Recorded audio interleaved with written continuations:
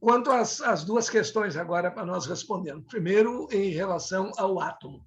O átomo é algo muito interessante. Existe um físico italiano chamado Franco Rovelli, ele é da linha materialista, mas ele diz que se desaparecesse todo o conhecimento científico e nós tivéssemos que escolher uma ideia para permanecer, deveria ser a ideia do átomo. E é interessante como essa ideia do átomo evoluiu. Quando nós vemos alguns modelos aí de conduta que pretendem destruir tudo diferente do pensamento deles, veja como a ideia do átomo, que é festejada como uma ideia genial, seria de que todas as coisas são compostas de partículas infinitamente pequenas e indivisíveis, chamadas átomos. Bom, esse estudo da ciência continuou, e o nome átomo exatamente por isso, significa indivisível, mas hoje a ciência sabe, não é de hoje, há muito tempo, que o átomo é dividido e que o átomo é divisível. Em homenagem a Demócrito e Leucipo, que criaram a ideia, se manteve o nome. Em vez de dizer assim, os caras pensaram uma bobagem, esse negócio aí é divisível. Não, vamos manter o nome, em homenagem àquela primeira ideia. E aí continuou o estudo e se pensava no núcleo do átomo como algo muito duro, composto de partículas absolutamente sólidas. E, no fim, se descobriu que tudo é flutuação entre energia e matéria. Mas se mantém o nome, homenageando aquela primeira ideia. E hoje se sabe que é divisível, que pode ser a energia nuclear. Tudo isso vem exatamente da divisibilidade do átomo. E quanto ao nosso pensamento como forma de energia, e a gente sabe que a energia não se cria nem se destrói, esse querer é poder. Claro que nós temos determinados limites, limites físicos, limites intelectuais, assim como nem todos os níveis são possíveis para os elétrons num determinado átomo, nem todas as possibilidades estão ao nosso alcance em uma única encarnação, por exemplo. Então, nós podemos ter muita vontade de voar, mas há uma impossibilidade física para que nós voemos fisicamente falando. Mas nos outros setores há um detalhe muito interessante. Existe um pensamento da antiga filosofia Rosa Cruz que diz o seguinte, que querer é poder, mas é preciso saber querer para poder criar. Ou seja, esse querer seria uma movimentação do pensamento no sentido de conseguirmos criar as condições para que aquilo que nós desejamos possa acontecer. É o saber pedir na oração. É o saber pedir na oração. Existe uma experiência muito interessante no terreno da física nuclear que mostra o seguinte: a expectativa do fato cria o fato. A expectativa do cientista, do pesquisador, movimenta as partículas no sentido de terem um comportamento ou outro. Bom, se é verdade que a expectativa do fato cria o fato lá no mundo subatômico, no nosso mundo de relações, isso deveria ser pensado ainda com maior cuidado, com maior cautela. Porque qual é a nossa expectativa em relação ao nosso semelhante? Quando nós encontramos as pessoas, qual é a nossa expectativa? Nós pensamos no homem lobo do homem, de Hobbes, ou nós pensamos no homem irmão do homem de Jesus? Essas duas possibilidades existem. E hoje a gente sabe, embora não seja uma coisa absoluta, que a nossa expectativa em relação às pessoas também pode modificá-las. Nesse sentido, é uma experiência muito interessante feita em Harvard, que deu origem à chamada psicologia positiva. Os pesquisadores selecionaram um grupo de alunos que estariam terminando na sua atividade escolar o equivalente ao nosso segundo grau. Então, após aquele ano letivo, eles estariam entrando nas universidades, pelos diferentes processos que lá existem para ingressar numa universidade. Ser um bom jogador de futebol americano é um dos critérios, por exemplo. Então, Eles estavam nessa fase estudantil. E aí, os pesquisadores selecionaram um grupo de alunos de uma determinada turma. 3 alunos, por exemplo. E vamos admitir só aí para a gente pensar num nome que fosse João, Pedro e Maria. E informaram a todos os professores que iriam trabalhar com a turma no ano seguinte que João, Pedro e Maria tinham testes de inteligência extraordinários. Eram alunos com uma capacidade de compreensão muito acima da média e que deveriam ter um desempenho muito superior aos seus colegas. Eram aqueles pontos fora da curva para cima. Depois temos que falar um pouco nesse detalhe, que antes da psicologia positiva, a gente só examinava os pontos fora da curva para baixo. Mas já chegamos lá. Seriam pontos fora da curva para cima. E havia uma condição. Os professores todos, em nenhum momento, poderiam revelar a esses alunos que eles tinham condições estudantis extraordinárias. E os alunos também não sabiam que haviam sido considerados como portadores dessas excelentes condições. Muito bem. Terminado o ano letivo, como era de se esperar, João, Pedro e Maria tiveram um desempenho muito acima da média dos seus colegas, confirmando a previsão. E aí veio a grande surpresa. João, Pedro e Maria tinham sido escolhidos ao acaso entre alunos de desempenho mediano. Mas os professores esperavam que eles tivessem um desempenho extraordinário. Então, houve diversos tipos de influências, desde aquele tipo de comportamento que a gente não externaliza, mas existe. Possivelmente, quando o João levantava a mão para fazer uma pergunta, lá ainda se levanta a mão para fazer pergunta em uma sala de aula. Aqui se levanta mais para bater no professor, mas é outro estágio. Então, quando um deles levantava a mão, possivelmente os professores, informados de que se tratava de uma pessoa de desempenho extraordinário, em seguida lhe dava a palavra. E se eles começavam errado, quem sabe até sem querer ajudavam. Existe um monte de explicações, mas há uma que é fundamental. Algo se transmitiu da expectativa dos professores para os alunos, porque, de fato, eles renderam mais do que os outros. Porque, de fato, eles ficaram acima da média. E este foi um dos pontos básicos para a criação da chamada psicologia positiva.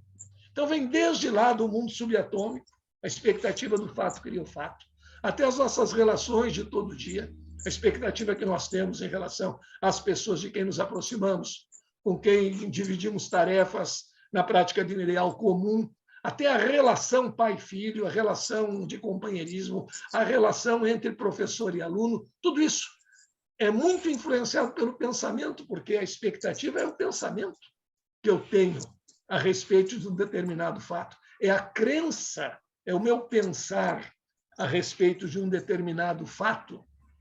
E isso, sem dúvida, tem influência. E eles começaram a verificar o seguinte, foi em 1998.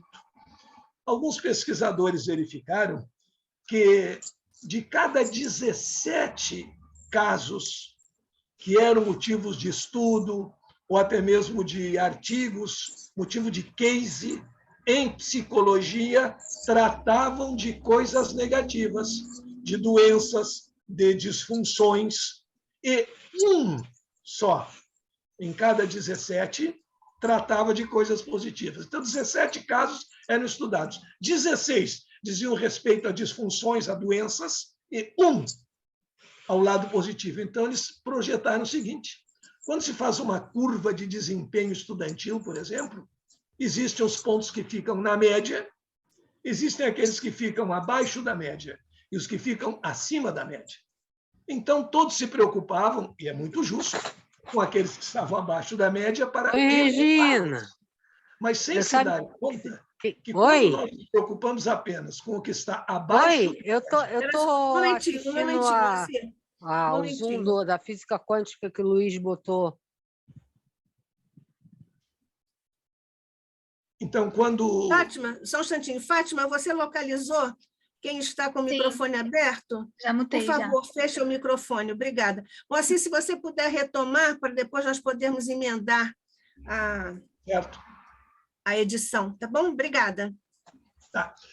Então, se verificou que cada 17 casos estudados em psicologia, 16 tratavam de situações negativas e um tratava de situação positiva.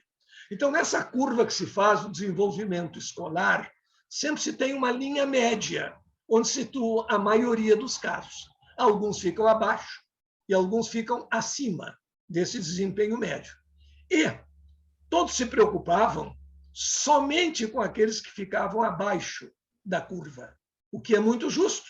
Temos que elevá-los, levar a uma situação melhor. Mas aí os psicólogos se deram conta do seguinte: se nós tomarmos todos que estão abaixo da média e conseguirmos elevá-los até a média, tudo muito bem, mas a média não melhorou. Nós continuamos medianos. E o mediano, muitas vezes, quando acompanhado de acomodação, ele é sinônimo de medíocre. Por que não estudar aqueles que estão acima da média? E perguntar como eles chegaram lá, qual é o segredo? Por que eles têm um desempenho superior aos outros? Então, nasceu o estudo da chamada psicologia positiva, mostrando que a expectativa, a situação de tranquilidade, as crenças positivas ajudam e ajudam muito. E que a própria presença no ambiente de pessoas preocupadas cria um clima atrativo de pouco rendimento. Foram surpreendidos alguns alunos de Harvard, no direito, que é um curso lá muito concorrido, de muita competição, alguns alunos que iam estudar no porão, deixando o ar-condicionado tão bom das salas adequadas para o estudo, e questionados disseram, não, lá tem uma espécie de ruído mental. Lá tem muita gente angustiada, e a gente tem que fugir dessa angústia. E assim foram verificando essa influência da expectativa, da boa esperança, da fé. A tua fé te salvou. Ter fé, mas naturalmente, não apenas dizer, eu creio que alguém vai fazer por mim o meu dever. Não, eu me esforço. Eu faço a minha parte. E fazendo a minha parte, às vezes é pequena, às vezes é maior, eu consigo me conectar com coisas superiores. Dessa observação toda, da expectativa em torno do que há de bom, se criou a psicologia positiva. Há uma história que é contada pela esposa do Amit Goswami, que é o físico quântico bastante conhecido. Ela se formou em psicologia e depois ela se dedicou às práticas da yoga. Se não me engano, fez também medicina e psiquiatria, não tenho certeza absoluta. Eu estive numa palestra dela aqui num templo budista, perto de Porto Alegre, em que o responsável pelo templo, como é que eles chamam a sua santidade, foi físico da Universidade Federal, físico nuclear, e agora está na prática budista. E ela contou uma história muito interessante, que uma ocasião, um aluno que estava realizando seu trabalho de conclusão de curso pediu explicação a respeito de um determinado assunto para o seu orientador. E o orientador disse que ele fosse consultar na biblioteca e deu ali uma relação de livros. Quando o aluno voltou, o orientador perguntou, como é que foi a pesquisa? Disse, foi tudo bem, só há um problema, doutor. Eu encontrei quase tudo sobre doenças, mas encontrei pouquíssimo sobre saúde. Ou seja, como manter o bem-estar? O que é o bem-estar? Não somente a cura, mas levar a pessoa a não adoecer, que é um dos pensamentos até quase que dominantes na medicina atual. Não deixar que a doença se manifeste para buscar a cura, mas, dentro do possível, naturalmente, evitar a doença. Aí nasceu a chamada psicologia positiva, que fecha com a ideia do pensamento positivo, que vai ao encontro da ideia da tua fé te salvou, e que o pensamento é uma forma de energia e que nós atraímos exatamente naquelas frequências em que somos capazes de vibrar. Vai tudo mostrando que o mais sutil coordena o mais denso, ao contrário do que se pensava antigamente. Mas os exemplos são muito simples. Se nós pensarmos em qualquer casa, para nós construirmos uma casa, não basta a materialidade das coisas.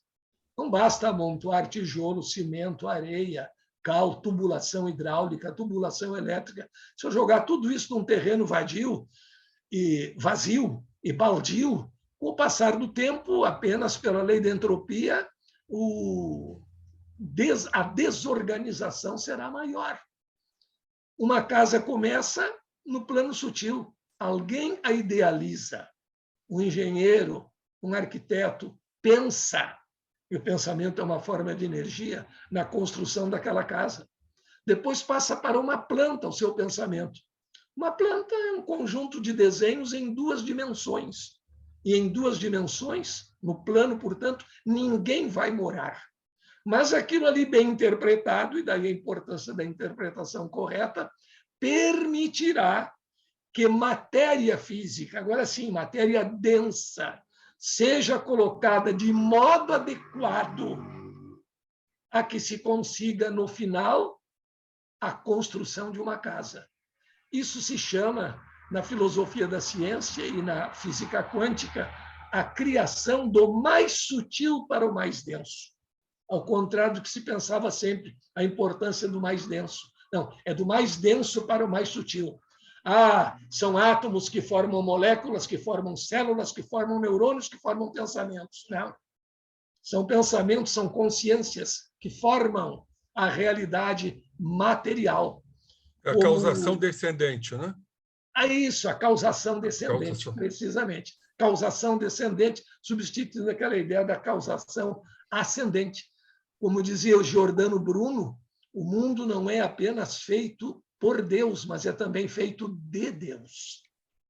Que chega àquela ideia spinoziana, adotada por Einstein, infelizmente um tanto quanto mal compreendida, porque muitos partem para essa ideia de um Deus, por exemplo, da idealização de Spinoza, um Deus que é uma lei subjacente aos fenômenos da natureza, que é o todo, mas isso se aproxima muito do panteísmo, porque essa lei não tem sensibilidade, essa lei não tem amor, e nós entendemos um Deus que também nos ama. Não sabemos como, não sabemos de que forma, mas nos ama, e por uma razão muito simples, se não nos amasse, porque nos teria criado.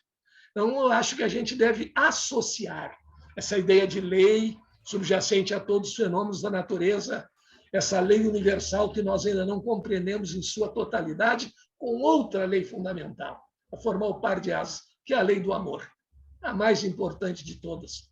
De uma certa forma, já William Gilbert, criador do magnetismo, já dizia que o fato de um ímã atrair pequenos pedaços de ferro não é outra coisa senão uma das múltiplas formas da manifestação da lei do amor na natureza. E o poeta William James dizia que essa atração tem a mesma natureza da atração que existiu entre Romeu e Julieta. Só que, se entre o ímã e os pedacinhos de ferro nós colocarmos um anteparo, uma cartolina, por exemplo, nem o ímã nem os pedacinhos de ferro têm inteligência suficiente para tentar contornar, para tentar pular aquela murada. E Romeu e Julieta tiveram. E é interessante essa ideia de Romeu e Julieta no amor, porque na cidade de Verona, na Itália, que é um verdadeiro museu ao ar livre, onde o conjunto Il Volo se apresenta atualmente, eu acredito, conjunto com vozes maravilhosas, música mesmo, né? Harmonia, mas na cidade de Verona existe a construção, segundo a tragédia de Shakespeare, do que seria a casa de Julieta, com todos os detalhes. Então, os turistas vão lá visitar, visitam até o quarto de costura da Julieta. Isso tem que ser mais antigo para saber o que é quarto de costura, mas já existiu. Agora é a sala do computador. Mas se visita toda a casa e na saída há um detalhe interessante. Há uma estátua em bronze de Julieta com um dos seios desnudos. Então se criou a lenda, existe a crendice, de que todas as mulheres que tirarem uma foto com a mão no seio desnudo de Julieta terão sorte no amor. Essa lenda é bem antiga. Imagina agora com o selfie o que não acontece ali. É terrível. É um festival. Tem que esperar algum tempo para que a pessoa, depois do seu, e com toda essa característica de altruísmo que as pessoas têm, termine a sua 105ª fotografia e ceda lugar para outro. Mas, cavacos do ofício, coisa do ser humano. Não sei o porquê Eu não sei o porquê da lenda, porque não foi tanta a felicidade de Romeu e Julieta. Mas há um detalhe interessante a ser observado. As pessoas dizem, não, mas o romance de Romeu e Julieta foi um fracasso. Não, a palavra fracasso não existe. Não houve o esperado. Então, acho que nós devemos dizer, foi um insucesso. Não sucedeu como eles queriam, mas pelo menos eles enfrentaram obstáculos e tiveram o seu momento de amor. O pior é ter medo do novo, é não enfrentar nada e viver na saudade do que não aconteceu. Mas existe, então, essa estátua, as pessoas tiram ali suas fotos, e naturalmente que os homens se sentiram discriminados, porque só as mulheres querem ser felizes no amor. Então, hoje, todo mundo, os meninos e as meninas, tiram foto com a mão no seio de Julieta. E o interessante é que, quando se sai desse terreno onde está a casa de Julieta, existe uma placa indicando o endereço de Romeu. E a gente pergunta, é uma rua bem próxima. E saem os turistas buscando, quem sabe, como seria a casa de Romeu. E aí se caminha ao longo de um muro muito alto, não se enxerga nada do outro lado, até que se chega num portão. Portão de ferro, no outro lado há um terreno vazio, e no portão há uma placa, com os dizeres semelhantes ao começo da obra de Shakespeare, numa livre tradução, que tem lá para o italiano e depois para o inglês, dizendo o seguinte: eu, Romeu, perdi meu amor, Julieta, e por ter perdido meu amor, não sei quem sou, nem mesmo onde moro. Não existe o endereço de Romeu. Por que não existe o endereço de Romeu? Porque ele perdeu o amor. E perdendo o amor, nós não temos endereço.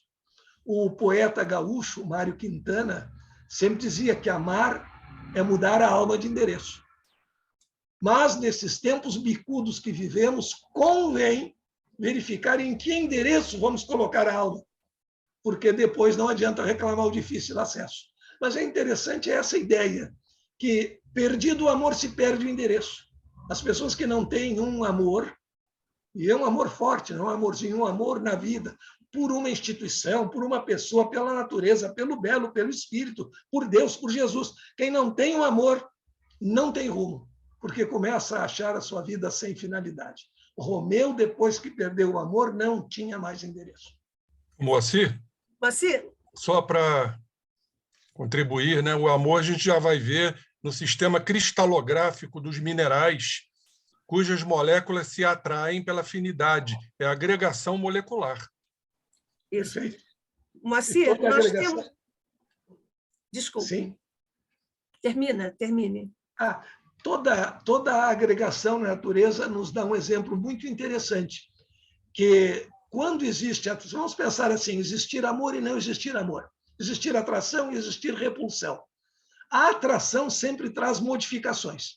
Por exemplo, a atração elétrica. O que é um corpo carregado positivamente? É um corpo com carência de elétrons. O que é um corpo carregado negativamente? É um corpo com excesso de elétrons. Os dois estão em desequilíbrio, porque o natural é ter um número de cargas positivas igual ao número de cargas negativas. Aí, quando um corpo com carência de elétrons verifica que outro tem excesso de elétrons, um tem o que o outro precisa, então eles se unem por afinidade, termo interessante, e aí pode haver mudanças. Por exemplo, o sódio. O sódio, todos os elementos tendem a completar 8 elétrons na última camada, com exceção do hélio, para atingir a chamada estabilidade de gás nobre. O hélio é o gás nobre com 2 elétrons somente.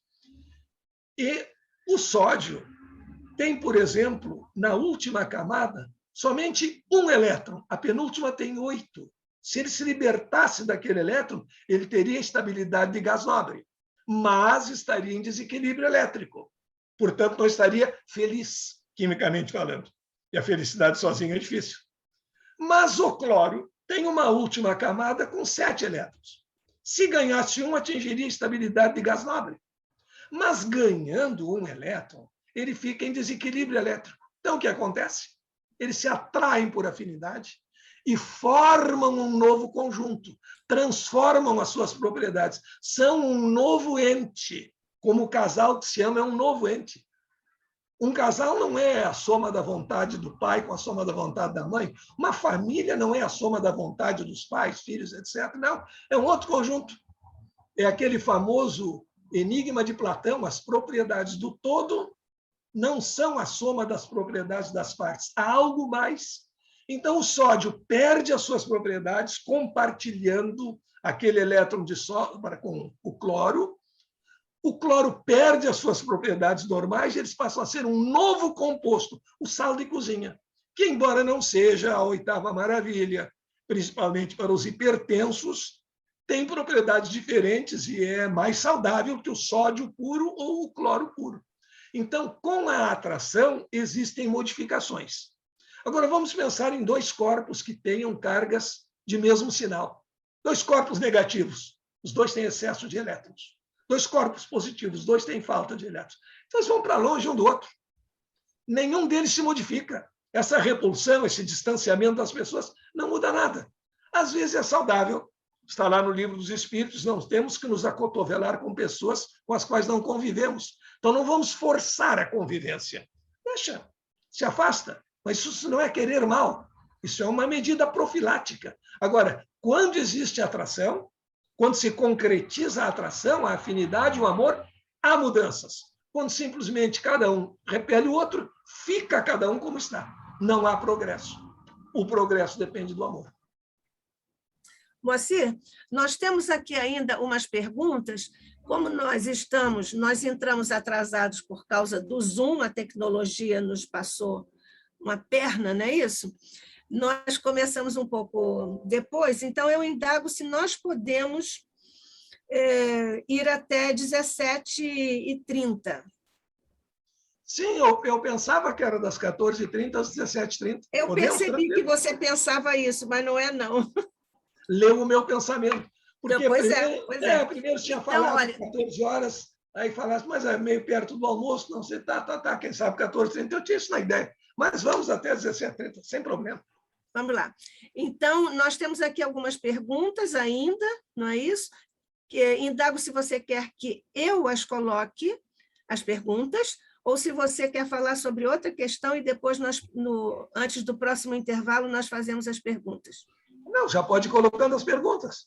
Então, está bem. Você já antecipou um pouquinho para uma pergunta da Jane, mas vamos colocá-las todas na íntegra. A Débora Pietrobon diz, há uma passagem no budismo em que a Tathagata, durante meditação transcendental, visualiza uma mulher que exibia extrema sensualidade com o intuito de o dispersar e ficar na materialidade. Isso é chamado de ilusão, Maya ou Maya, eu acho que é isso que ela coloca aqui. Como o senhor entenderia essa denominação? Desde já, muito grata. Certo. Existem tratados, principalmente nos Vedas, que dizem que o termo Maya foi mal entendido, que ele não é apenas uma ilusão, ele é reconhecer a ilusão para ir além dela. Então, não diz propriamente o mundo físico é uma ilusão, não, ele nos diz que o mundo físico não é tudo. Se eu digo que o mundo físico é tudo, aí eu estou iludido. Mas se eu sei que o mundo físico tem a sua realidade, eu devo ir além da minha percepção, aí eu estou entendendo Maya como um convite à quebra de fronteiras.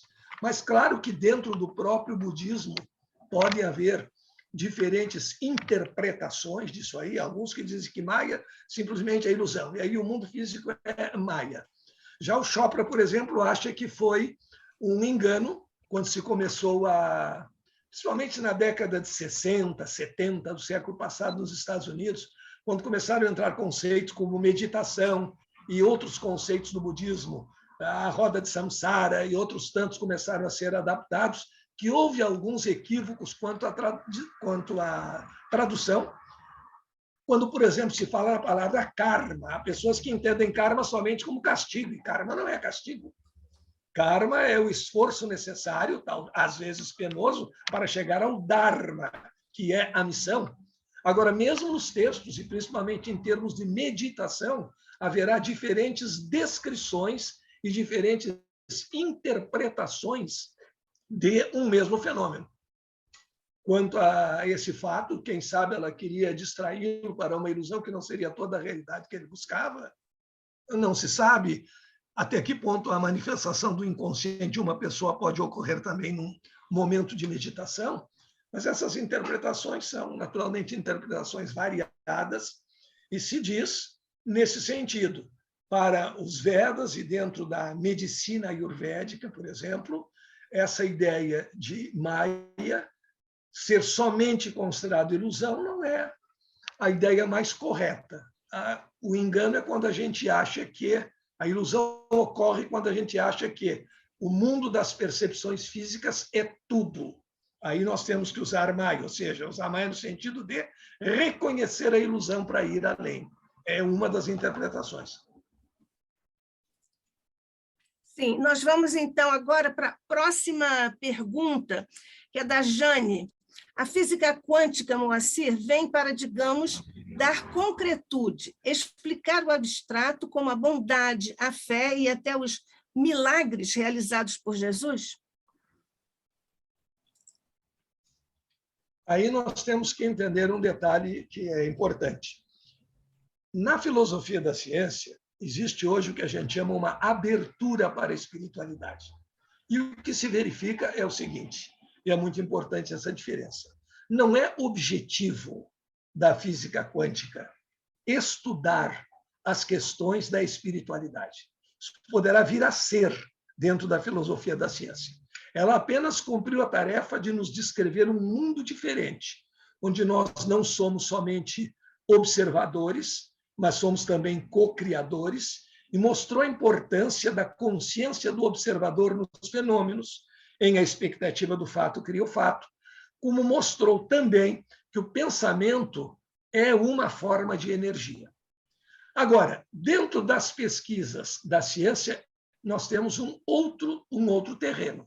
Não é o objetivo da ciência demonstrar alguma coisa nesse sentido. Ela está nos dando sinalizações, está nos dando indicações. E o que existe, de fato, é o seguinte: nós pensarmos na espiritualidade, nós falarmos nos milagres de Jesus, nós falarmos na percepção extrasensorial, na parapsicologia, hoje chamada ciência noética, todas essas ideias não conflitam com a descrição quântica, nem com a descrição relativística do universo.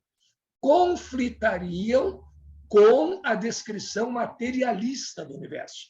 Então, o que existe é uma abertura no campo da filosofia da ciência para o estudo desses valores da espiritualidade. E muitas descobertas que vêm sendo feitas no campo científico vão ao encontro daquelas ideias que nós já tínhamos da espiritualidade, reforçando-as, dando um apoio maior. Hoje, quando se fala que o pensamento é uma energia, ninguém mais pode dizer que nós estamos fazendo uma afirmação mística, mágica. Não, nós estamos fazendo uma afirmação com comprovação científica. Quando diz que nossa consciência influencia nos objetos subatômicos, nós não estamos fazendo uma afirmação de milagreiro.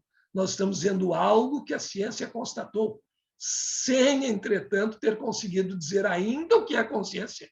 Se a ciência não conseguiu dizer o que é consciência, nós temos plena liberdade para ficarmos com a nossa ideia do espírito, da evolução espiritual. Não estamos contrariando nada. Estamos, quem sabe, e acho que os estudiosos da espiritualidade terão essa missão, levando um socorro que a ciência não pede diretamente porque se envergonha, mas que está pedindo, porque ela está dizendo que existem coisas que ela não sabe o que é e que acontecem coisas que ela não sabe por quê, só sabe que acontecem. Então, vamos deixar de lado a vaidade dos cientistas e tentar, com a espiritualidade, socorrê-los. Eles não vão dizer diretamente que estão pedindo socorro, mas estão. Aquela desistência do porquê é uma, até nem todos concordaram, obviamente. O Erwin Schrödinger, aquele da célebre história do gato que está vivo e não vivo, morto e não morto ao mesmo tempo, disse que aquela ideia de dizer que a física deve investigar somente como as coisas acontecem e não porquê, é uma ideia covarde, equiparável à atitude de um avestruz. Quem sabe a gente consegue, com o Livro dos Espíritos, com obras complementares, levar esse socorro, porque encaixa perfeitamente. Eles simplesmente deixaram algumas lacunas. Só que acontece, não sei por quê. Sabemos onde dá para buscar algo com o que preencher essas lacunas. Mas aí temos que entender, estamos fazendo filosofia da ciência, e não a ciência como tal. O Paulo de Felipe pede a você, Moacir, na verdade, ele faz um comentário. Nós, espíritos, que nos irradiamos nesse mundo material, percebemos muito pelos sentidos e que não nos mostram as coisas como elas são. Não nos mostram a realidade última de nada. É por isso que dizemos que esse mundo é uma ilusão? Sim, nesse sentido está perfeito, porque nós consideramos como real aquilo que nós vemos ou que está sujeito a um determinado tipo de experiências. Há experiências na física quântica, aquela da não localidade, ela foge completamente ao conceito de realidade. Só recapitulando. Pela ciência tradicional, para que algo seja considerado real ou pertencente ao mundo real, tem que ter duas qualidades. Uma, objetividade, ou seja, existir independentemente de qualquer conhecimento que se tenha sobre isso. 2, a possibilidade do isolamento, ou seja, só pode ser influenciado por outros se receber um sinal, desses que viajam no máximo na velocidade da luz, ou o toque com esse outro. Não teria, portanto, interconectividade. Essas duas condições não são verificadas nas partículas quânticas. Então, o mundo quântico não é um mundo real no sentido tradicional da realidade. Então, nós temos que ampliar o conceito de realidade. Considerar que o real é só o que os nossos sentidos percebem é uma ilusão. Aí é que temos que entender bem. O que os nossos sentidos percebem não é uma ilusão. É um modo de perceber compatível com o nosso grau de percepção. Mas dizer que só o que os nossos sentidos percebem é real, aí mora a ilusão. Aí é a denúncia de Maia no sentido tradicional. Ou seja, o que os nossos sentidos percebem não é uma ilusão. Mas dizer que só é real o que os nossos sentidos percebem é uma ilusão. É uma ilusão. O Galaxy A51, Moacir, pergunta se a evolução estaria ligada à transmissão do pensamento e da vontade. Acredito particularmente que sim, pela experiência do macaco número 100, pela vontade, pela transmissão de pensamento, e, naturalmente, por todas as vivências pelas quais a humanidade vai passando. Há um planejamento de evolução. Nós sabemos que o pior que pode acontecer é estacionar.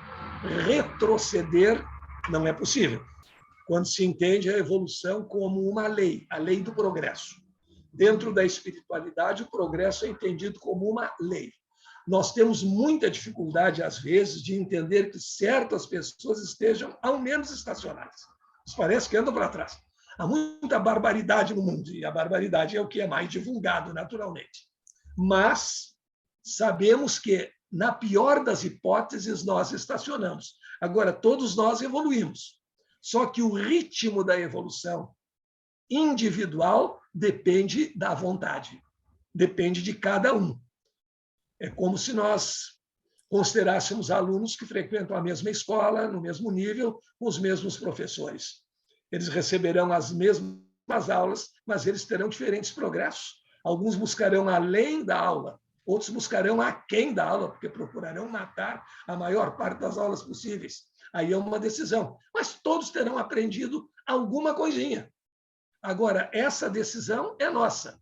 E à medida em que nós evoluímos, como o pensamento é uma forma de energia que se transmite, à medida em que há um maior grupo, um maior número de pessoas pensando no bem, a expectativa do fato cria o fato, nós estamos cooperando para a criação de uma atmosfera em que o bem tenha mais possibilidade de se manifestar e até contagiando positivamente outras pessoas.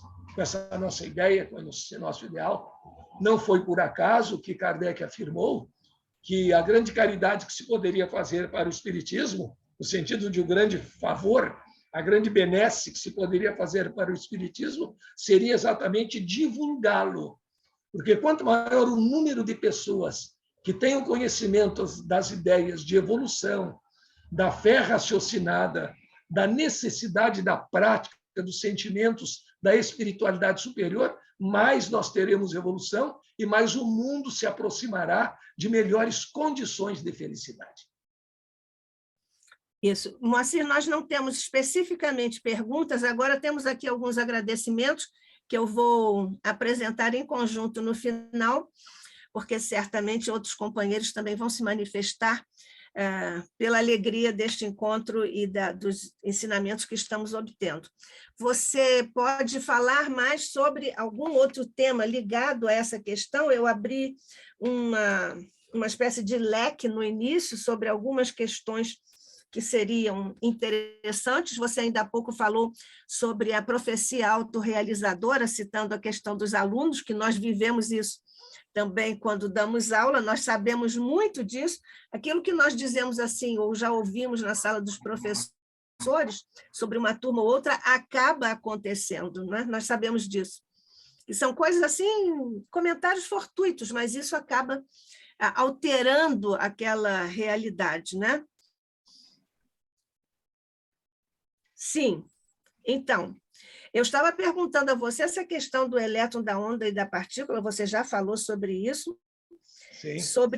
Mencionei a repercussão das palavras de Jesus, de Sócrates, de Gandhi, de Francisco de Assis e os detratores dessa postura de amor, de que eles foram portadores, não é isso?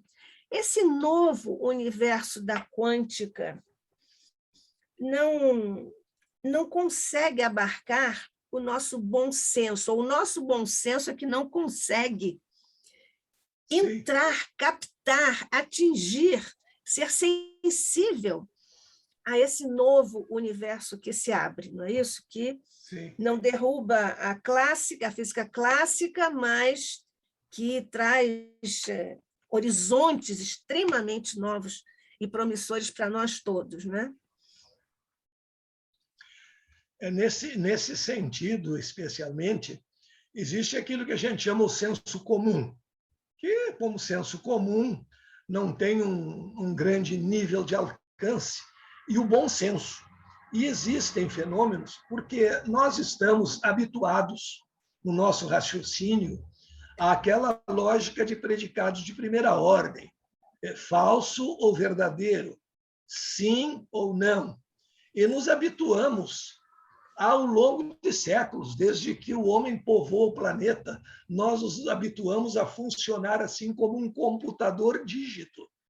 E aí custaram a ser aceitos alguns predicados, mas eles também vieram surgindo pouco a pouco da chamada lógica fuzzy, que é uma lógica que admite alguns intermediários entre o falso e o verdadeiro.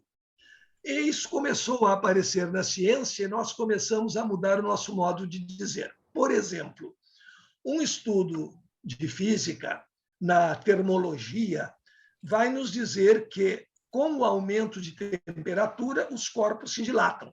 Então, se eu aumento a temperatura que um corpo está submetido, ele aumenta de volume até chegar a um determinado ponto, se ele está no estado sólido, que ele passa para o estado líquido, processo de fusão, etc. Tudo bem. Então, habituados com isso, o bom senso nos diria que, aquecendo um determinado material, ele deve aumentar de volume. Mas, com a água, entre 0 e 4 graus Celsius, acontece exatamente o contrário. De 0 a 4 graus, a água, ao ser aquecida, diminui de volume. Isso agora é extremamente conhecido, mas quando surgiram as primeiras observações, por sorte se observa em toda a natureza, o fato de o gelo flutuar. Então, nós fomos nos acostumando a isso. mas o nosso bom senso dizia antes o contrário. Aliás, é outro detalhe interessante na natureza, o fato de o gelo flutuar, que é altamente benéfico para nós. E, às vezes, não nos damos conta quando a natureza funciona a nosso favor. Primeiro, isso é uma exceção. É o único caso em que um material em estado sólido flutua sobre o líquido de mesma natureza. Se nós tivermos, por exemplo, em um cadinho, ferro fundido, ferro derretido, ele estará a uma alta temperatura, e jogarmos ali um pedacinho de ferro em estado sólido, ele afunda. O mesmo vai acontecer com o ouro, com o alumínio, com qualquer material conhecido. Agora vamos nos dar conta que água é gelo fundido, é gelo em estado líquido, é a mesma composição. E se eu jogo um pedaço de gelo sobre a água, ele flutua. Uma pequena porção dele fica fora do líquido. Por que isso é sorte para nós? Vamos imaginar o seguinte: alguns grandes rios da Europa, no inverno, sofrem um congelamento de superfície. Se o gelo seguisse a regra de todos os materiais, se formaria uma camada de gelo que iria para o fundo. Como a água é um bom isolante térmico, ele continuaria a uma temperatura baixa e não se derreteria. Aí formaria outra camada, outra e outra, e assim nós teríamos, passado o inverno, o congelamento até o fundo. Um congelamento em profundidade e não em superfície, o que eliminaria completamente a vida animal nesses rios. Mas como o gelo flutua, se forma uma pequena camada, ela pode ficar mais densa e embaixo continua a água em estado líquido. Essa observação, se fosse feita há muito tempo, contrariaria o bom senso. Mas como é um fenômeno que se observa no dia a dia, não contraria mais. Agora, em relação a alguns eventos da física quântica, o elétron está e não está no mesmo lugar ao mesmo tempo. A função de onda não diz onde está o elétron, e a única coisa real que existe é abstrato. A função de onda diz apenas a probabilidade de encontrar o elétron numa certa região. Isso nos tira aquela ideia de uma bolinha que eu posso encontrar aqui ou ali. Isso contraria o bom senso, como está e não está em vários lugares ao mesmo tempo. Só tem uma maneira de pensar sobre isso. Eu estou aqui, estou aí ao mesmo tempo. Mas não sou eu mesmo, é só a imagem. Pois é, mas é alguma coisa importante. É a imagem, é a voz. Mas esses fenômenos contrários ao bom senso terminaram se manifestando. O que isso pode querer significar para nós? Que nós temos um bom senso educado dentro dos fenômenos da materialidade. Quem sabe se mesmo o bom senso nos levou a pensar durante muito tempo, não, o espírito não existe. Se a minha mãe continuasse viva depois de morrer, estava aqui me ajudando.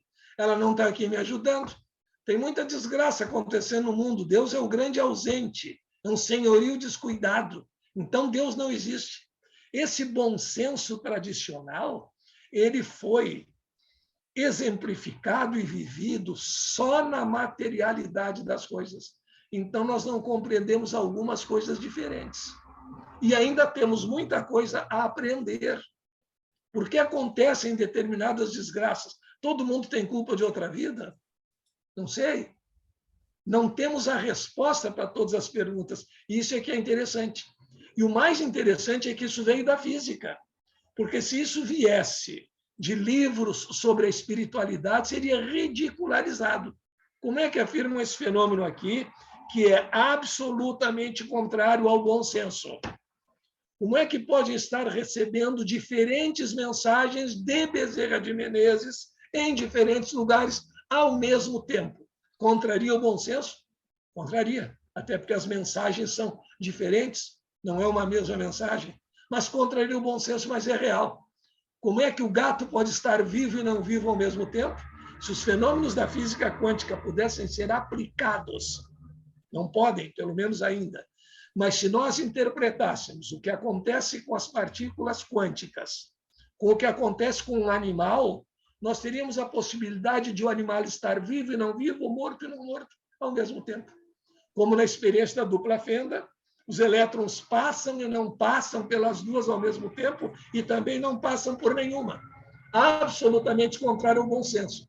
Quem sabe isso é um sinal para que nós reformulemos também, no momento em que o planeta passa de expiação e provas para um nível superior de evolução, quem sabe não está no momento de rever aquilo que nós chamamos bom senso por tanto tempo? É algo a ser pensado. Agora, é real. Os fenômenos da física quântica analisados, sob o ponto de vista da nossa inteligência treinada e condicionada na base do verdadeiro ou falso, eles contrariam o chamado bom senso. Ah, então temos que contrariar o bom senso em tudo? Não. É a história do novo paradigma. Naquilo que as coisas funcionam bem, deixemos o paradigma antigo vigente. Mas há algumas carências. E quem sabe nós teremos que nos reeducar, reaprender o que verdadeiramente é bom senso. Talvez não seja tarefa para uma encarnação, mas a física já nos despertou para isso. Acontecem coisas que contrariam o bom senso no mundo da física. Poderão acontecer em outros mundos? Como? Em que condições? É tudo algo a ser pensado. Por isso que o estudo da física quântica trouxe esses aportes para a espiritualidade e tornou tudo muito fascinante, porque nós não temos resposta para uma porção de coisas. Não tem nada mais chato do que um sujeito que tem resposta pronta para tudo. Ele sabe tudo. E, ao mesmo tempo, ele não sabe nada, porque não é capaz de nos convencer da sua resposta. Que bom que existem muitas coisas ainda a serem aprendidas. Nós temos uma determinada base, mas existem muitas coisas que nós ainda desconhecemos. E é bom, porque se desconhecemos, podemos aprender, estar abertos ao novo, porque se já sabemos tudo, aí nós postulamos que não podemos aprender mais nada. E essa questão do bom senso é um enigma, é um paradoxo. E muitos filósofos terão que pensar, porque o bom senso sempre foi o fiel da balança. Não, se está fora do bom senso, nós não admitimos. Então, não admite o dualismo, onda-partícula, como é que fica? Agora, também querer dizer que isso é válido para tudo que acontece na natureza, não. Nós não podemos atravessar uma parede. Não, não podemos. A experiência nos diz isso. Mas existe possibilidade? Sim. Mas é tão pequena que não vai acontecer, mesmo que a gente tente a vida inteira. Nós sabemos, por exemplo, que existem espaços entre os átomos. E lá os fenômenos de materialização, que podem nos lembrar disso. Existem espaços entre os átomos da minha mão e os átomos deste livro aqui, por exemplo. É possível que no momento em que eu leve a mão até o livro, haja uma combinação de espaços vazios, e os espaços vazios são maiores do que os espaços densos. Existe uma combinação tal que a minha mão atravesse o livro, vai lá para o outro lado, sem destruir o livro, sem destruir minha mão, sem desintegrar átomos, porque desintegrar átomos seria fazer bombas atômicas. Não é científico, mas é possível que esses vazios se encontrem num determinado momento. Agora, eu posso passar a minha encarnação atual e viver mais outras 100 encarnações só fazendo essa tentativa e não chegar no momento exato daqueles espaços. É aquilo que em matemática se chama evento estocasticamente impossível. Ou seja, a probabilidade existe, mas é tão pequena que dificilmente nós poderemos verificá-la. Podemos passar algumas vidas tentando sem conseguir. Agora, uma inteligência capaz de mover átomos e espaços atômicos não poderia fazer essa coincidência e fazer um objeto, nos chamados fenômenos de desmaterialização, atravessar uma parede? Pois se esses fenômenos existem, é porque houve a possibilidade de controlar isso aí, por outro nível, por outro grau de inteligência. Agora, nós aqui, no dia de hoje, eu aqui, querer fazer com que a minha mão atravesse o livro, vou perder meu tempo. Até porque não convenci a minha inteligência íntima de que isso é possível. Pelo contrário, convenci que é impossível. O Paulo de Felipe volta a te perguntar, Moacir, ele diz, nós fomos criados por Deus e esse mundo material em que ora estamos não foi criado por Deus, foi permitido por Deus. Ele é co-criador. Nós agora nos comportamos como se esse fosse o nosso mundo. O nosso mundo é outro. o mundo espiritual. É por isso que temos medo da morte, a saída desse mundo material? Sim, uma das explicações fundamentais para o medo da morte é não termos certeza da sobrevivência e deixarmos esse mundo material em que nós nos movimentamos bem. Então, a incerteza é exatamente o que traz o medo e pode ser combatida através de uma fé raciocinada, através da verificação da mediunidade, que é o selo da sobrevivência. Então, o medo decorre exatamente da incerteza. Se nós vamos para algo incerto, ou pior ainda, se nós pensamos que nós nem vamos, que é o fim de tudo, nós teremos medo. E a fé raciocinada seria o antídoto contra esse medo da morte. Quanto à criação do mundo, desculpe, mas eu discordo, porque se houver um ente que cria um mundo material diferente de Deus, ele é tão poderoso quanto Deus, nós teríamos dois deuses. Eu acredito que tudo é criação de Deus. O mundo feito por Deus e de Deus. Mas essa é uma discordância apenas de ideias. Respeitamos todas as ideias naturalmente, só para, já que foi pedida uma opinião, a minha seria esta. E o medo da morte, concordo perfeitamente. Essa nossa saída desse mundo material, que nós não somente nos apossamos, como deixamos que ele se aposse de nós. E parece que nós somos propriedade dele e que não existe outro. Nós, ao invés de possuir, somos possuídos. E possuídos pelo mundo material, nós acreditamos que nada fora dele pode existir. Mas esse mesmo mundo material, nós não estamos aqui por acaso. É um mundo compatível ao nosso estágio evolutivo e o mundo que nós podemos melhorar ou piorar. Nós podemos destruir, agredir a natureza ou melhorá-la, o que também é responsabilidade nossa. É uma casa que foi preparada para nós. E se nós não cuidarmos bem dessa casa, não quer dizer que alguém nos vá tomá-la judicialmente, mas nós viveremos numa casa de poucas possibilidades porque nós destruímos as boas possibilidades. A Jane... Moacir, posso só fazer um pequeno comentário da questão do medo da morte, Onádia? Sim. É uma frase simples. Nós temos a chamada escada do medo e dos desejos. Então, normalmente, nós temos medo daquilo que desejamos e desejamos aquilo que nos faz medo. É muito interessante essa colocação de um grande filósofo e psicólogo, Jean-Yves Leloup. A escada do medo e dos desejos. Dos desejos. Perfeito. A Jane... É algo a pensar também. Quando a gente quer muito uma coisa, tem um certo medo de chegar lá e não saber o que vai fazer com ela e tal. Muito bem, pois é. Então, cuidado com o que deseja, não é isso? Olha só, Moacir, a Jane volta a participar, pergunta se você poderia explicar, à luz da física quântica, esta questão de um mesmo espírita, Bezerra de Menezes, por exemplo, transmitir diferentes mensagens em diferentes lugares e no mesmo instante de tempo. Aí existem dois posicionamentos. Um posicionamento mais tradicional, daqueles que acreditam que Bezerra de Menezes delegaria, ou seja, alguém que se apresenta em nome dele e devidamente autorizado, dando essa mensagem. E outro que é o fenômeno considerado impossível até o advento da física quântica. Como é que o mesmo ser pode estar em vários lugares ao mesmo tempo e dizendo coisas diferentes nesses vários lugares?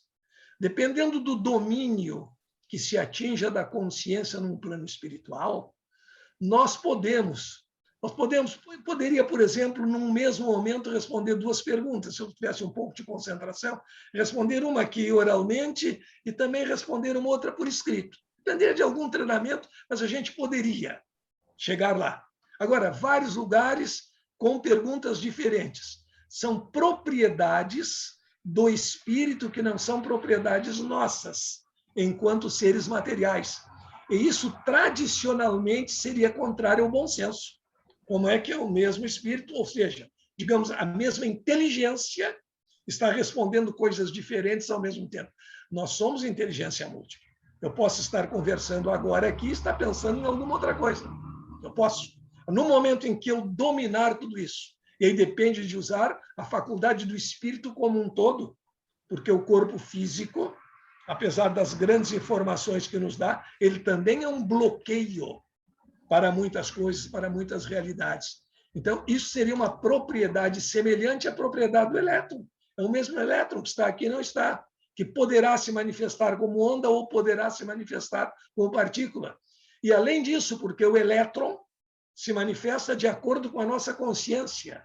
Uma consciência maior terá, sem dúvida, outras possibilidades de manifestação.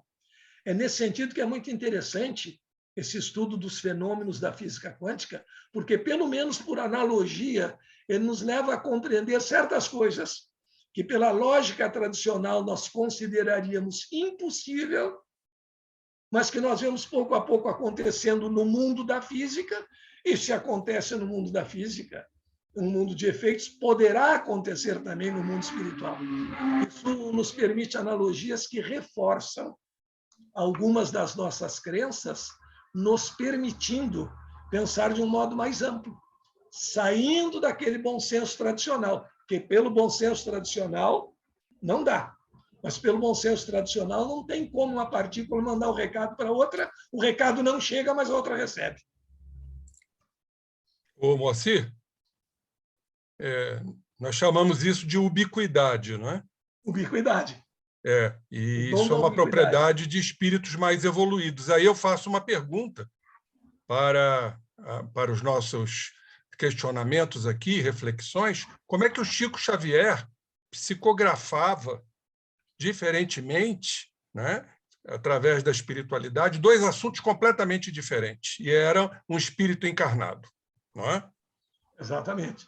Aí é o caso daquela mediunidade em que o espírito toma conta da função motora. Um braço está entregue à entidade A, o outro braço está entregue à entidade B. Porque se fosse uma fraude e ele tivesse que pensar isso, ele teria que ser estudado em todo mundo, porque não há explicação no funcionamento do cérebro humano que permita a pessoa voluntariamente escrever duas mensagens completamente distintas e, ao mesmo tempo, eu dizer uma palavra aqui para um pouquinho escrever uma frase é muito diferente de isso acontecer ao mesmo tempo. Aí seria a escrita mecânica propriamente dita, uma prova de que o médium serviu de instrumento. Não é mais o cérebro dele que está comandando o movimento dos braços. É como se eu fechasse os olhos, deixasse os braços livres, alguém pegasse a minha mão direita e outro pegasse a minha mão esquerda e escrevesse. Não se trata nem da minha habilidade de escrever com a minha mão esquerda. Alguém a está movimentando. Eu não consigo. Eu não consigo movimentar minha mão esquerda de modo a escrever. Mas se alguém pegar a minha mão esquerda e escrever com ela, não vai ser a letra dele. É perfeitamente possível. E é um caso interessantíssimo de mediunidade, um evento a ser sempre citado quando a gente deseja falar sobre a realidade da psicografia. Infelizmente, também está muito deturpado, não é? Então, ninguém mais assina o que escreve. Nós estamos vivendo uma epidemia de psicografia, porque é mais fácil botar a responsabilidade no espírito do que assumir a responsabilidade. Mas isso não invalida de modo algum o fenômeno. Isso se dá, não é, Moacir? Também no caso da psicopictografia, não é? Há médiuns que pintam quadros diferentes, de pintores diferentes, um com um pé, o outro com o outro pé, um com a mão, o outro com a outra mão, às vezes com os pés e as mãos simultaneamente. É o mesmo caso, não é isso? A Jane ainda tem... A Jane ainda quer comentar? Só uma perguntinha. Espera só um instantinho, deixa eu saber se o Moacir quer comentar isso. Sim, nós complementaríamos que é no mesmo sentido. Isso só pode ser explicado se eu só posso fazer um desenho, deixa com os pés, com as mãos, eu só posso fazer dois desenhos diferentes, com características de pintores diferentes, ao mesmo tempo com as duas mãos, se alguém estiver movimentando as minhas mãos. Eu, conscientemente, não posso. E eu também, dormindo ou sonhando, também não posso, porque existe essa limitação. E mais com as características dos pintores, que também é muito difícil de se imitar. Exatamente. Olha, antes do Rubim falar, inclusive ele aqui já deixou uma mensagem no chat dizendo que a coisa da capa, né, do cego de Jericó, Marcos 50-10, é isso, Rubim? Eu botei aqui, sim, tá. 50-10. Ainda a Jane quer que você explique, o Moacir... Não é 10-50-10, é 10-50. 10-50. A luz da física quântica, como um gato pode estar vivo e morto ao mesmo tempo? Depois o Rubim vai fazer um comentário. Uhum. Não, essa questão do gato vivo e morto ao mesmo tempo foi um enigma proposto pelo Erwin Schrödinger, que o Stephen Hawking tinha horror disso. Cada vez que eu ouvia falar naquele gato, ele tinha vontade de puxar um revólver. O problema é o seguinte, ele comparou a situação, colocava um gato numa gaiola e havia lá dentro um frasco com veneno, uma bolinha entraria por um canal e poderia quebrar o frasco ou não. Quebrado o frasco matava o gato, não quebrado não matava o gato. Aí ele faz uma comparação, que isso não existe no campo físico. Se acontecesse com um gato, o mesmo que acontece com os elétrons. Lembram que, quando nós falamos, se eu tenho um elétron, pode estar embaixo de um de dois reservatórios. Se eu levantar primeiro um, e verificar se está ali ou não, e depois o outro, ele estará em um dos dois. Mas se eu levantar os dois ao mesmo tempo, ele não está em nenhum dos dois. Então, se isso fosse verdade, se isso fosse aplicável ao caso de um gato, dependendo do momento em que eu abrisse a porta, ele estaria vivo e não vivo, e morto e não morto ao mesmo tempo. Mas é apenas uma comparação que ele faz, a famosa história do gato de Schrödinger, que não tem explicação lógica, mostrando que as coisas lá do mundo subquântico não são aplicáveis, pelo menos à luz do nosso conhecimento atual, ao mundo das grandes coisas, das grandes partículas, porque nessa caixa haveria observação, haveria influência de luz, haveria uma opção de coisas que lá no mundo subatômico não estariam acontecendo. Mas a metáfora serve apenas para dizer, lá no mundo quântico acontecem coisas incríveis, como isso. Se o gato de Schrödinger fosse do mundo quântico, ele estaria vivo e não vivo ao mesmo tempo. Dependeria do momento em que o observador abrisse a tampinha da gaiola. Mas é só uma comparação. Não acontece com os nossos gatos. Até fizeram uma piada sobre isso, que o cachorro acorda o Schrödinger está dormindo, né? E o cachorro acorda o Schrödinger, puxa pela roupa e diz assim, abre a tampa para ver se o gato está lá. E abrindo a tampa, ele iria colapsar uma realidade ou outra, acabava a agonia. E o cachorro torcendo pelo pior para o gato. Muito bom, muito bom. O Rubim vai fazer agora um comentário breve, porque depois nós vamos ter que decidir como é que nós fazemos com o tempo que nos resta ainda.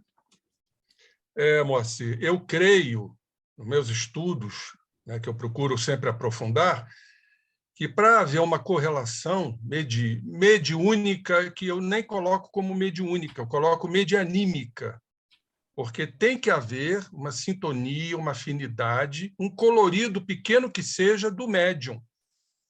Entendeu? Então, sinceramente, eu não concordo muito quando o espírito nos toma, que, em verdade, é um termo que não é correto, a incorporação espiritual, e sim a psicopraxia, seria o termo correto, ou seja, a participação psíquica. Então, quando a gente fala de união de perispíritos, tem que haver uma sintonia. Mas aonde está essa sintonia? Uma criatura pintar um quadro, por exemplo, sem nunca ter pintado nada. Eu vejo de uma outra forma, eu vejo que isso está ligado ao passado. Aí nós teremos que compreender o que ainda é incompreensível para muita gente, a questão do inconsciente coletivo, que Jung nos coloca como um patrimônio que herdamos, talvez numa outra existência, tivemos contato com aquela pintura, absorvemos, transformou-se isso num arquétipo. Então, ainda não temos esse alcance para poder verdadeiramente interpretar o que os estudos medianímicos nos mostram, ou seja, tem que haver um certo colorido do médium, porque o inconsciente coletivo nos explicaria isso muito bem. E eu vejo como futuras descobertas as pesquisas neurocientíficas, Ou seja, como é que o espírito atua numa área do cérebro e não atua na outra área? Ou então, como é que um espírito em processo de ubiquidade vai utilizar áreas cerebrais diferentes ou mais de um espírito? Então, tem muita coisa ainda para a gente estudar, pesquisar, e, se Deus quiser, esse planeta de regeneração vai nos mostrar muitas coisas. Isso. Olha, a hipótese é excelente, porque nós não sabemos exatamente até que ponto ocorre, e uma participação poderia ser uma participação de afinidade, no sentido de atrair, de poder fazer o encaixe, digamos assim, da inteligência espiritual com a inteligência material. Claro que nos quadros predomina a inteligência espiritual, mas algum traço, algum mínimo que nós temos que descobrir de participação mediúnica haverá. Quem sabe lá no inconsciente coletivo, em encaixes de vibrações neuronais. São essas coisas fascinantes que nos levam a estudar, porque não temos as respostas para tudo, o que é muito bom. Não? Verdade. Falando em resposta, Moacir, a Hilda, antes de nós irmos para o outro intervalo, ela nos pediu para falar, para fazer a pergunta assim, oralmente, porque parece que ela acha que não dá para encaixar digitando. Hilda, você nos ouve? Hilda? Hilda, você está aí? Eu percebo que você está. Só fechou a sua imagem. Hilda. Será que essa sua percepção é uma ilusão, Nádia? Bom, mas ela está aqui. Ela está aqui. Ela está aqui, Rubem. Ela está aqui. A criação mental dela? É. Então, não, é um espírito aqui de justiça. Eu tinha combinado com ela que no outro intervalo ela faria isso. Eu me lembro. Exatamente. Então, se alguém tiver algum contato aí com a Hilda, por favor, digam isso a ela. Mas ela está aqui, é que ela desligou, fechou a imagem. Nádia, está me ouvindo? Agora estou e queremos ouvir você. O microfone, aquele tracinho, né? Mas não. Faz a sua pergunta, querida.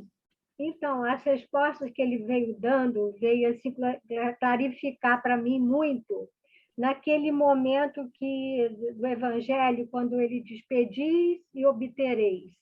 Né? Eu posso pedir, mas e obter? Eu acho que depende muito da confiança que eu tenho e da necessidade daquilo acontecer. Seria isso? Deu para entender? Sim. Porque no pedir, existe até um detalhe que é muito interessante, que é falado hoje, que como a física quântica nos apresenta múltiplos universos, múltiplas possibilidades, quando a gente pede alguma coisa, essa coisa passa a existir em algum universo, em algum lugar, em alguma dimensão, essa coisa passa a existir. Então, a prece deveria ser o seguinte: transferir do universo em que o meu pedido foi criado, pelo simples fato de eu pensar nele, para o meu universo. E isso é o mais complicado. Isso é o que a ciência vai nos dizer, talvez, com o tempo. Como é que eu vou transferir de um universo algo que eu criei mentalmente para colapsar no nosso universo? Já pelo que sabemos atualmente, é que existe sempre uma frequência que nós recebemos das frequências em que somos capazes de criar. Por esse lado, é perfeito pensar desta maneira. Depende da necessidade verdadeira do pedido. Um pai não vai dar uma lâmina para o filho de 3 anos brincar de fazer a barba. Então, depende da necessidade do pedido e depende da confiança, principalmente, com que pedimos. Jesus sempre dizia, nas suas curas, frequentemente ele afirmava: a tua fé te salvou.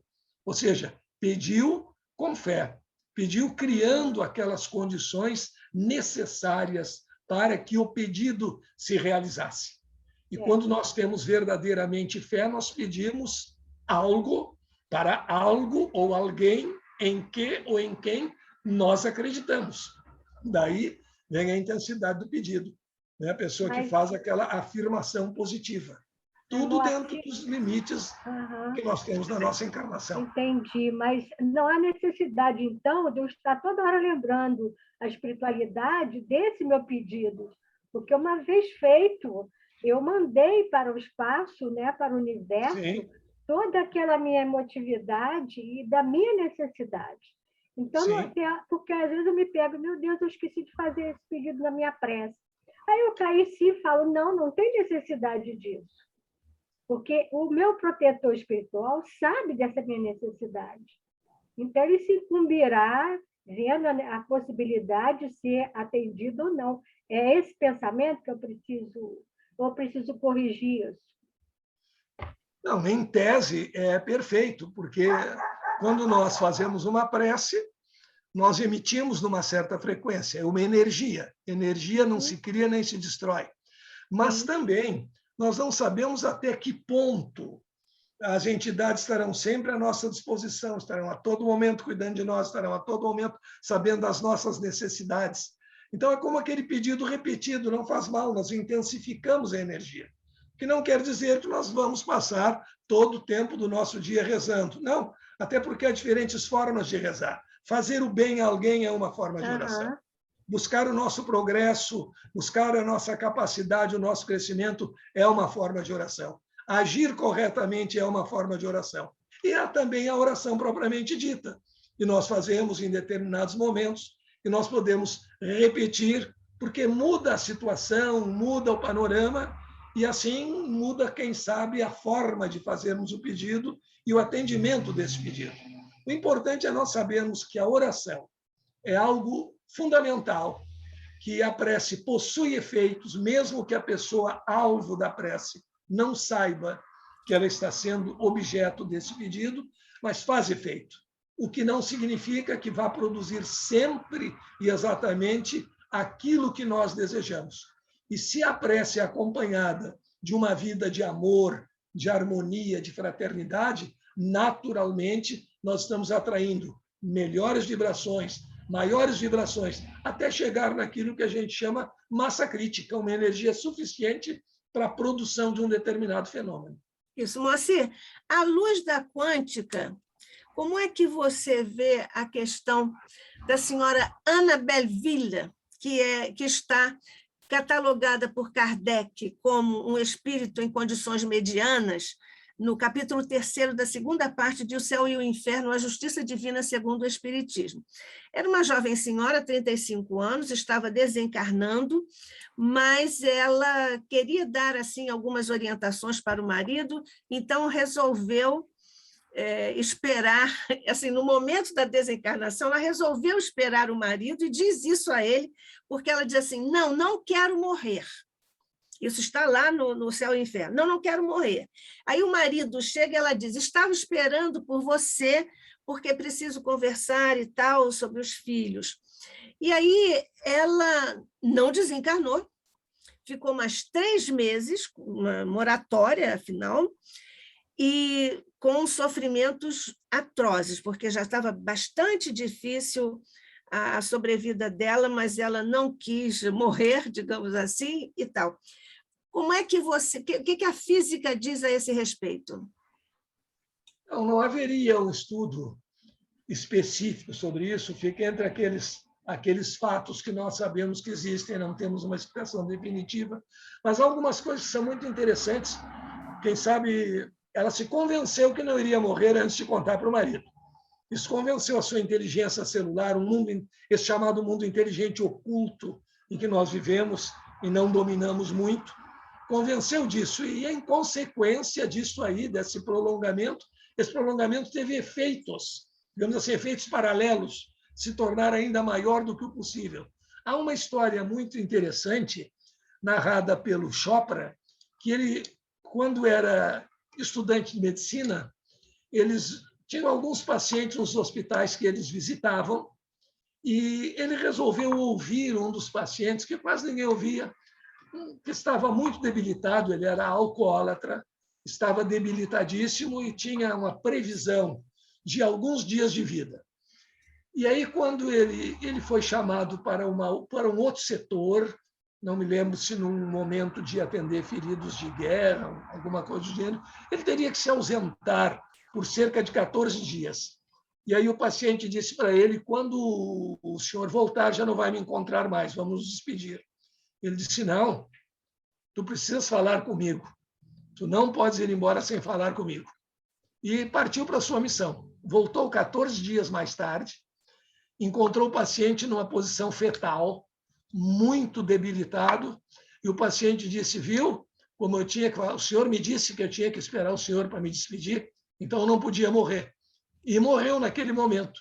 E o Chopra ficou extremamente culpado a partir disso, porque ele disse assim, parece que eu fiz com que ele acreditasse, tivesse fé e criasse condições que ele ficasse a mais do que o tempo necessário, só me esperando. E aí que ele tirou essa ideia de que existe uma inteligência celular que, quando nós acreditamos mesmo e transpomos a fronteira, nós podemos convencê-la. Aquele cidadão ficou convencido, e esse convencimento funcionou, que tinha que funcionar, que tinha que estar vivo, até logo, até se despedir daquele estagiário de medicina que estava ali com ele. E é um caso semelhante, só que esta se autoimpôs, né? E quem sabe por essa autoimposição, ela criou uma situação que não seria justa, que seria anômala, mas as verdadeiras razões a gente não sabe quais seriam. Mas, de uma qualquer forma, parece que houve uma espécie de derrogação da lei, né? Ela ia desencarnar naquela hora. O contrário do suicida. Agora, do ponto de vista de mecanismo de lei de ação e reação, que você agora tangenciou, né? Agora nesse seu comentário, você tangenciou a lei de ação e reação. A chamada memória de Deus, como é que você vê isso quanticamente? A lei de ação e reação? A memória de Deus, né? Porque a lei de ação e reação é a memória de Deus, né? Sim. Digamos sim. assim. Sim. É uma forma de nós chamarmos, né, a memória, ou seja, o registro de tudo aquilo que acontece no universo. Desde as coisas mais simples, que a gente explica fisicamente. Se eu empurrar uma parede, a parede me empurra. Às vezes eu não me dou conta disso, mas se eu estiver sobre patins, eu terei a exata noção de que a mesma força que eu exerci contra a parede exerceu contra mim. Essa é uma lei muito interessante, porque tira aquela ideia antiga de vingança divina, de castigo divino. É simplesmente uma lei. Se eu empurrar a parede vai me empurrar. Às vezes eu nem observo isso, mas por que a parede me empurra? Porque ela ficou brava com o fato de eu a estar empurrando? É algum tipo de castigo? Não, é o uso de uma lei natural. E como as forças podem ser exercidas não só no mundo físico, mas também no mundo psicológico, aquelas energias que nós criamos, a nosso favor ou contra nós, a favor de alguém ou contra alguém, por essa mesma lei de retorno, que não se trata de um castigo, elas têm que voltar. Então, no momento em que eu, por ignorância, uso indevidamente a lei ou ignoro a lei, eu dou um soco na parede, porque eu estou furioso com a parede, eu vou machucar minha mão. Não se trata de vingança, se trata de uma ação que eu fiz ignorando uma lei. E é interessante, ignorar a lei, no direito civil, já existe isso que é um reflexo da física. O fato de eu ignorar a lei não me exime do seu cumprimento. Ou seja, eu não sabia que não podia furtar o dinheiro do outro, não sabia onde é que estava escrito, não interessa. Mesmo sem querer, na sua materialidade, muitas vezes, o direito tem que reconhecer essa consciência que nós temos, independentemente de um grande grau de inteligência ou não, do certo e do errado. Então, é a mesma coisa. Por ignorância da lei, eu vou esmurrar a parede, vou machucar a minha mão.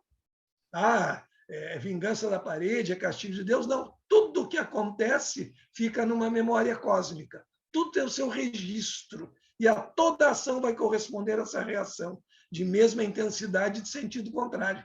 O que é interessante saber, esse detalhe. Quem pratica a ação é que sofre a reação, e não outro. A reação é sofrida pelo praticante da ação. E isso é um aspecto Nath, de justiça. Sim. Posso complementar aquela sua Sim, pergunta? rapidamente, que nós temos uma pergunta da Jane ainda. Tá. Muito interessante aquela colocação, Moacir, e vamos aqui nos remontar aos estudos da epigenética. A epigenética nos mostra o processo da energia mental no nosso corpo celular. As células se mantêm em equilíbrio através de um fenômeno que você conhece muito bem, chamado de tensegridade, que é o equilíbrio das forças opostas. Tudo tem tensegridade, um edifício, uma teia de aranha. Se não houvesse a tensegridade, haveria o desequilíbrio, seria o caos. Então, o que mantém o equilíbrio celular é exatamente a saúde mental. É o espírito ali atuando, que já é uma visão epigeneticista da ação mental no equilíbrio celular.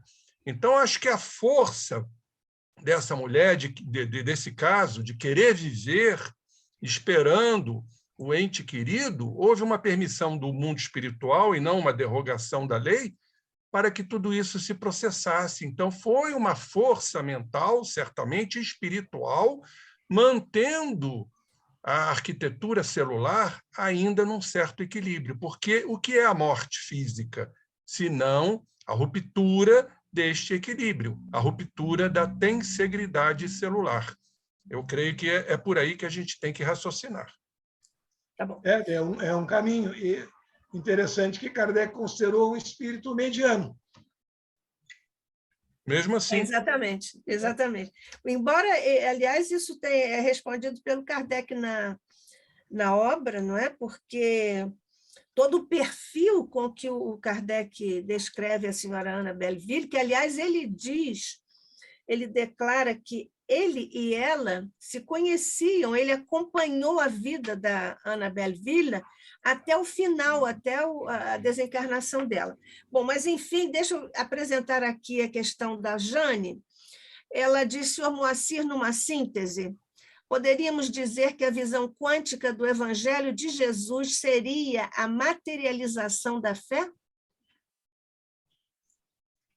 Nesse sentido, sim, porque é possível, se nós analisarmos, por exemplo, o Evangelho de Jesus, nós não encontraremos, à luz dos paradigmas atuais, nada contrário a um conhecimento científico. Se nós formos pegar dogmas de religiões antigas, por exemplo, ressurreição do corpo, isso contraria qualquer conhecimento de ciência. Mas o que nós temos no Evangelho não tem absolutamente nada que contrarie o modelo atual. Contrariaria o modelo mecanicista, mas não há nada que contrarie o modelo atual. Então, neste sentido, seria a materialização, no sentido de trazer para o nosso mundo, para o nosso dia a dia, o Evangelho, não digo propriamente assim, confirmado, chancelado, mas um Evangelho sem choque com o conhecimento científico. Porque nós fazemos muito isso, é outro hábito da humanidade que a gente precisa eliminar, são as falsas dicotomias, os falsos dilemas. Aquelas conversas do tipo, é preferível ser pobre com saúde do que rico e doente. É uma bobagem. Por que eu tenho que escolher uma coisa boa e uma ruim? Não posso escolher duas boas. E a realidade é bem diferente. É mais fácil o rico ter saúde do que o pobre. Também tem isso. Melhor um pássaro na mão do que dois voando. Para o pássaro é pior qualquer uma das coisas. E quem é o paradigma? O pássaro ou o homem? E se pensar em um pássaro, porque não tem os três na mão, então logo é que nós ficamos miseráveis até para fazer pedido. Então sempre achamos, é aquela história das religiões antigas, punitivas, que a gente está aqui para sofrer, que a gente está aqui para pagar pecado, que o homem já tem o pecado original, que nós somos seres maus por essência. Então, tudo isso nos leva a um mecanismo de autopunição, de culpas que não são verdadeiras e que infelicitam, que atrasam a nossa evolução e que nos impede de escolher. Então, pensa assim, o sujeito que é intelectual não pode ter bondade no coração. Por que não? Uma pessoa que exerce um cargo público, onde ela precisa exercer autoridade, ela não pode ser uma pessoa com sensibilidade. Pode e deve. São os falsos dilemas que nós inventamos muitas vezes. Eu prefiro, para me comandar, um sujeito que seja burro e honesto do que um inteligente ladrão. Mas por que não um inteligente honesto? Onde é que nós tiramos isso aí tudo, essas dicotomias falsas? E assim também nós vivemos nas religiões antigas. O santo temor de Deus. Nós temos que ter medo de Deus. E, ao mesmo tempo, temos que amá-lo. Mas que coisa difícil. Se eu tiver medo da minha mulher, vou dormir no vizinho. Não é possível a gente ter temor, porque foi a fé imposta pela força. Ou então debaixo da cama, né? Nos horrores do inferno do que nas eventuais delícias do céu. E nos tornaram culpados por um mecanismo muito simples. Quem é muito culpado, é muito devedor, não tem grande poder de negociação. Então, se eu sou super culpado, eu não negocio. Qual é o preço da minha suposta libertação dos pecados? Aceitar o dogma, aceitar a fé cega. E esse jogo perdurou durante muito tempo. Isso. Esse da mulher é melhor dormir debaixo da cama, né? Também. Desculpe a brincadeira, vira marido pinico, que nós somos do tempo do pinico. Bom, pois é. Ô, Moacir, nós tínhamos combinado que poderíamos ir até às 17h30, né? São certo. Quase 17h30, nós não temos mais nenhuma pergunta aqui no chat. Eu teria várias outras, mas não vou fazê-las, evidentemente. E então vou deixar a você agora as palavras com as quais você quiser fazer um fecho aí das suas ideias, da sua abordagem. Eu posso ler antes aqui algumas manifestações. A Rosa Martins, que é a nossa expositora aqui no ICEB, diz: infelizmente, precisamos sair. Excelente recomeço. Um abraço de Rosa e Luiz. É porque eles têm uma participação num centro deles agora. A Débora Pietrobon, ela diz: minha gratidão ao ilustre palestrante pela luz da candeia trazida para dissipar a ignorância, luminar esse evento de hoje.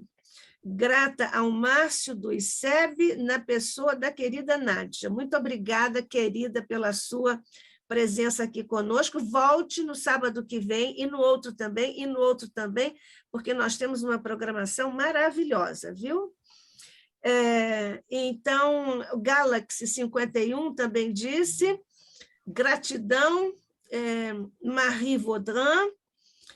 E o Paulo, já passamos essa pergunta do Paulo e também da Jane. Então, nós encerramos mesmo, estou repassando aqui para não faltar nada.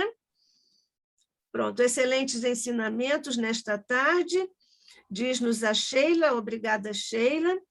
Então, Moacir, pois é, o que é bom, né? Não acaba assim logo. Eu nem senti o tempo passar. Acho que nós... Et merci beaucoup de Claudia de France.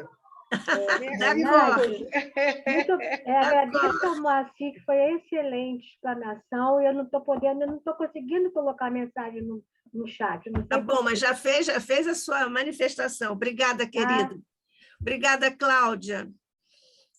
E também quero lhe dizer, Moacir, muito obrigada outra vez pela sua presença tão ilustradora, tão enriquecedora, tão lúcida, tão didática, num tema que é tão hoje necessário, mas que é tão desafiador para todos, muitos, para as pessoas. Inclusive, você sinalizou aí algum tipo de mal-entendido que passa a vigorar por aí. Então, foi muito bom você trazer sempre o equilíbrio, o rumo, o eixo da ciência da quântica. Muito obrigada.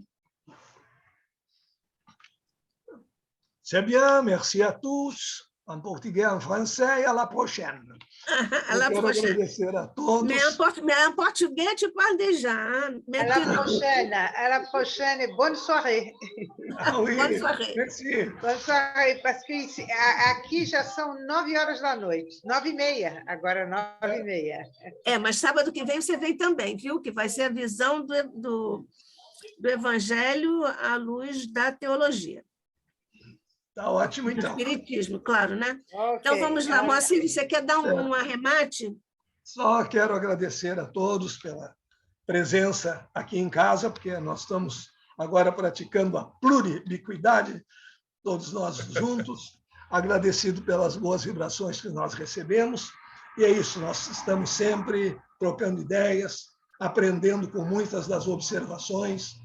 Felizmente, não existe nenhuma verdade ainda absoluta, a não ser Deus e a lei do amor. Essas vão valer sempre, estarão sempre a nos unir. Eu agradeço as vibrações recebidas. Sou sempre o beneficiado, porque saio mais descansado do que quando começo, em função dessas energias que não têm medo da distância e se transmitem até aqui. Estou sempre à disposição e até uma próxima oportunidade, se Deus quiser, e quem sabe ainda nos veremos presencialmente neste ano. Parece que agora a encosta será muito violenta na subida, mas também será muito violenta na descida. Espera-se uma curta duração desse cavalo de Troia chinês e nos encontramos. Isso. Você sabe que eu vou sempre procurando você para estar conosco nos nossos vários canais. Muito obrigada, Moacir. A Jane colocou aqui no finalzinho, fascinantes esses novos conhecimentos, física quântica, que eu possa contribuir com os meus pensamentos para um mundo melhor, sem ter dicotomias, e colocou um risinho ali. Então, tá bom. Moacir Costa de Araújo Lima, bacharel em Direito, ex-advogado, porque não pratica mais, físico, professor universitário na PUC de Porto Alegre, conferencista nacional e internacional, escritor de livros excelentes sobre a quântica na aproximação do Evangelho e do Espiritismo, por todas as suas palestras, conferências, pela facilidade com que você explana essas questões, mergulha tranquilamente nessas águas, às vezes tão difíceis, tornadas turvas por algumas interpretações. Muito obrigada pela sua lucidez. Nós todos do ICEB estamos mais uma vez agradecidos à sua presença, pela sua presença aqui entre nós, e conte sempre conosco, leve nosso abraço para todos os nossos irmãos tchês do Rio Grande do Sul. Certo, com L. Agradeço, então, mais uma vez, e agora uma pequena observação, sou ex-professor universitário, agora com mais tempo livre para as palestras e para os convites da Nádia, que são sempre intimações e não convites. Ainda bem, vou guardar esse aspecto, viu? Claro. E ainda este ano nós vamos aqui nos encontrar no ICEB, se Deus quiser. Então, muito obrigada outra vez, um abraço a todos aí, você sabe a quem me refiro, a Lucelena e aos filhos.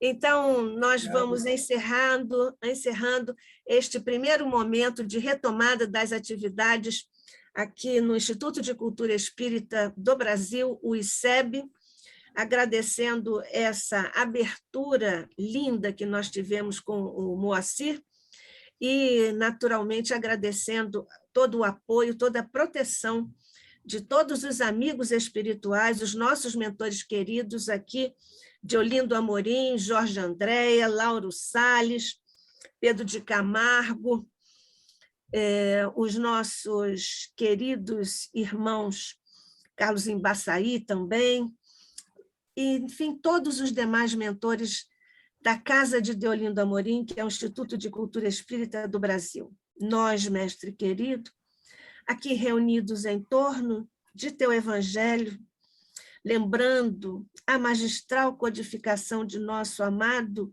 codificador Allan Kardec, agradecemos profundamente a oportunidade especial de termos estado aqui nesta tarde, estudando a lei, a vida de nosso Pai, e agradecendo Jesus toda essa oportunidade de proteção e de desvelamento de questões que enriquecem nossa alma. Ainda te rogamos, Jesus, não só a multiplicação de recursos em torno de nossos mentores, mas também, Jesus, a bênção de tua mão, com energias salutares, com energias de amor e de misericórdia, de compaixão e de proteção, por sobre todas as humanas necessidades que se estendem agora diante de teus magnânimos olhos. Em especial, Jesus, nós te rogamos que abençoes e protejas e envolvas o nosso querido irmão, amigo César Soares dos Reis, que em breve, com essa ajuda superior, estará novamente aqui conosco.